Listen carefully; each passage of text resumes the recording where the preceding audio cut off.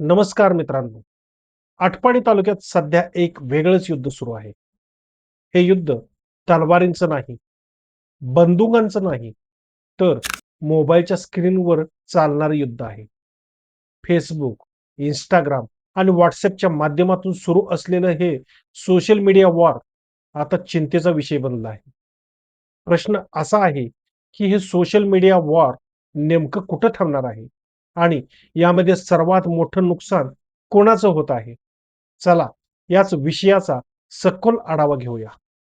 नमस्कार, मी सुधीर गोडके आणि आपण पाहत आहे मराठी टाइम्स. नवनवीन माहितीपूर्ण व्हिडिओ पाहण्यासाठी आमचा चॅनल सबस्क्राईब करा. एक काळ असा होता, की राजकारण विचारांचं असायचं.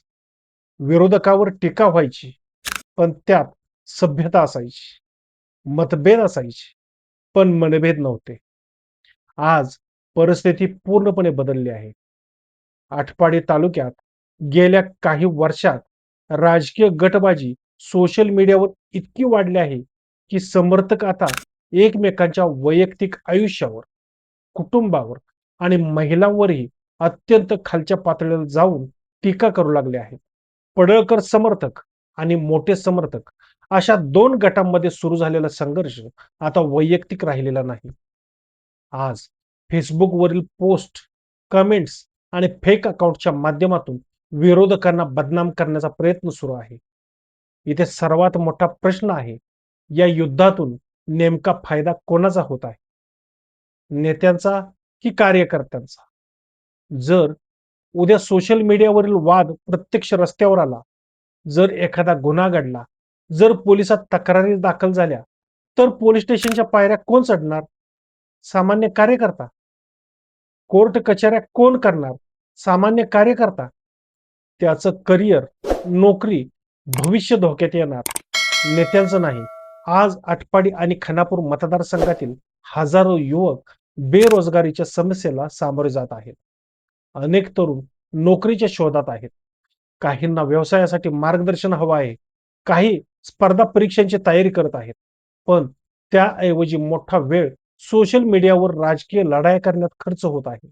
दिवसभर पोस्ट टाकणे, कमेंट करणे, लाईव्ह येणे, एकमेकांना ट्रोल करणे, यातून ना रोजगार मिळणार आहे, ना भविष्य घडणार आहे. आता दुसरा महत्वाचा प्रश्न, या सर्व प्रकाराला थांबवण्याची जबाबदारी कोणाची?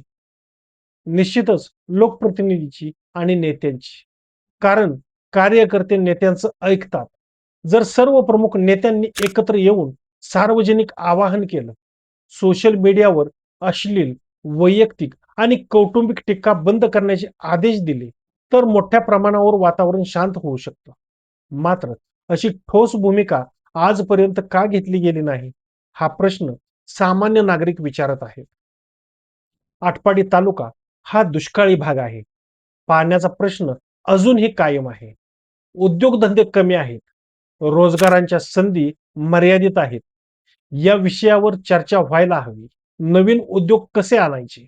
तरुणांना रोजगार कसा द्यायचा? शेतीला पाणी कसं मिळवायचं?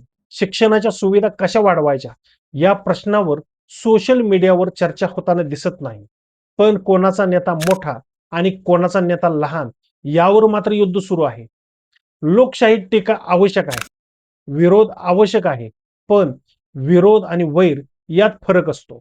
राजकारणामुळे समाज तुटू नये, मैत्री तुटू नये, गावागावात वैमनस्य निर्माण होऊ नये.